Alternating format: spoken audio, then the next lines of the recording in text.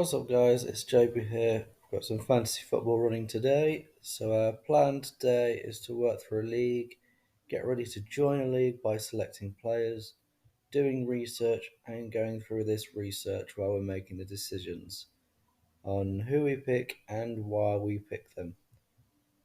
Then, throughout the season, we'll show the progress. Then, we don't want to jump right into a league yet and choose randomly. As you can see here, I've selected some guys already. So we put down Christian McCaffrey, Jalen Hurts, Josh Allen, and CJ Stroud. And starting off with CMC, he was RB1 last season, very consistent with tons of points regularly. I feel like he's a perfect pick to start off with. Now, looking at the points leaders on the right hand side here, I've selected PPR in the drop down as we'll be running through a PPR league. These picks can be adapted accordingly if you want to select a different type of league for your own. Right, now starting off with quarterbacks. So currently we've got Josh Allen and Jalen Hurts. If we look on the side here, we've got Dak Prescott as well. Going off the points they scored last season, and with it now being a new season, new players, some have moved on, like no more Stephon Diggs for Josh Allen and the Bills, since he went off to the Texans. Hurts has still got AJ Brown, Devontae Smith, and Dallas Goedert. And with QBs, we've got to think about if they're going to be passing the ball, running it themselves, or handing it off to running backs. As we've got to consider those extra points. Plus, how likely are they to be able to run the ball into the end zone themselves? Like, if it's Jalen Hurts, then he'll probably run a tush push within the last couple of yards. And how are they going to last throughout the season? Well, no, Hurts is likely to play through injuries if he can, like when he injured his thumb last season. So if we look at the starters for the Eagles, they've got AJ Brown, Devontae Smith, Devontae Parker, and Dallas Goedert. So Goddard was brilliant last season when he wasn't injured, so I'll add him. Travis Kelsey will also be added, but he'll more than likely be picked in the first round. So it would be a choice between him and CMC. Personally, my round one is going to be CMC if he's not already gone by then. He did so well last season, but he's going to be gone near enough straight away in the picks. We'll rank them at the end on which players we prefer to choose, and we'll put them in some kind of order to make it easier to follow. So, Josh Allen. His production last year was very high with Diggs, Kincaid, and Knox. He managed to pass to James Cook every now and then. We can see here 410 total points with an average of 24.2. Highest average out of all quarterbacks. We can see Mahomes didn't do as well as this, or as well as he was projected. But he did have a couple of poor games. He should be able to do better this year, but personally, I don't think I'll go for him as the other options seem a bit better in my opinion. I'll put CJ Stroud down, but I'm not yet sure on if I'll put him as QB1 or keep him as a backup. Let's have a look at his support. I guess after how well he performed as a rookie, though, it is worth a look. Okay, so they've picked up Diggs, which should help his points, but that'll probably drop the rest of the receivers' points down.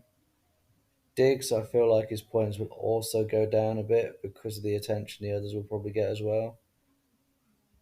Got Joe Mixon here. He'll probably get more snaps than Damian Pierce. But the question is, will Stroud use more of the passing game than the running game like last year? I guess I'm sure he'll run a fair bit, but we've got Diggs and Collins who can both run deep routes. We can get more points there, depending on the distance they travel or the yardage. With Dalton Schultz as a starter tight end, I reckon Stroud will be a great pick this year too. Whether we choose him over or Allen is a different story. Actually, speaking of Josh Allen, his production value might go down this year because of the lack of digs. So for now, we'll get rid of him. I'd much rather have Stroud instead, to be fair, for this season anyway. Next year could be a different story. Now, Dak Prescott. So he's still got CD Lamb, Cooks, Talbot, and Ferguson. Most of their play will probably stay pretty much the same as before. Tony Pollard has gone to the Titans. They've got Ezekiel Elliott as RB1 now. CD will be put onto ours in this spot just so we can fill in the gap. Well, not just so we can fill in the gap, but it'll probably be a great pick, and it makes sense to put him here. CD will probably get more or less the same production as last season, and we'll probably end up with the most snaps out of all of their receivers. Now, let's think Jake Ferguson. So looking at his output, he was tight end 9 overall. He had some low weeks, but he seemed to be picking it up towards the end of the season. Start, he was averaging about 3 or 4 points a game in the first, 7, 8 weeks. The odd low in the last 10 weeks. I think he scored a couple of touchdowns this game with 15.1 points. Sam Laporta. So I had him last year and he was exceptional. Got overall tight end 1 across the board. He fit in perfectly to the Lions scheme. Scored a lot of touchdowns and was pretty consistent with it. Week 15 here, he scored 23.6 points, 12.7 in week 12, 11.7 in week 8. First few weeks he had 16.7 and 14.4. His ceiling seems to be around 24 with a floor of about 1.8. But saying that, that's the only week with less than 3 points and seems to be above 3 points for the rest of the season, even on his low days. As tight ends have gone that season, there were other tight ends who got less than 2 3 points who end up in the top 5. So it's not the end of the world. I reckon his ceiling seems to counteract his floor, so we should be good on that. George Kittle. I went for him last year, but changed him part way through because of the inconsistencies. I was expecting more out of him, but it seems to be way the 49ers were scheming. They've got an A-star roster. It's hard to decide who will get the ball, and it makes it more difficult for defenses to deal with even. So it does make sense. What would Kittle, Debo, Ayuk, and McCaffrey? Because they are such talented players, they tend to scheme up a system that involves all of them on more or less a rotation kind of system. If he's on a different team, then he'd probably get a lot more points, which would boost the points of Purdy as well. And so for that, I'll add Purdy at the end. Now, if we look at the Chiefs, so they've picked up Marquise Brown. Xavier Worthy has been drafted in round 1. We saw in the second half of the season, the chemistry between Mahomes and Rashee Rice improved a lot. They've already put Worthy on the roster, so it'll probably be a decent value, but I'm not going to add those two. But saying that, Rashee Rice has got decent weeks here. He had great games, took some time to warm up and get into the swing of things. But now they've built up that chemistry, I think he's a great pick and could probably get picked around round 5 or 7 for us. Right, with Derrick Henry, I feel like his production value will go up this year, so I think he fits perfectly in their scheme. They like to run the ball a lot with the Ravens, but will it be more running for him or Lamar Jackson? And I guess for him, it's been a tough couple of seasons, but the fresh start could give him a good boost. Now, do we risk adding him? It's a tough one. If anything, we can test him out as backup. So I guess we'll add him here and put bench in brackets. OBJ has left the Ravens. He's now gone over to the Dolphins with Tyreek Hill and Jalen Waddle. We can see here they've picked up Johnny Smith as well. But Tua, who had a solid run last year and could quite easily continue that with his support. So I'll add him as well. Now Mostert is the starter with Achan in second. Now going for both could be good as long as they can both stay healthy, which they did struggle with last season. I tend to pick 4 or 5 running backs if we've got the space, as we had such a major issue with them getting injured last year. So it should help to keep your lineup safe if it does happen again. Tyreek and Waddle.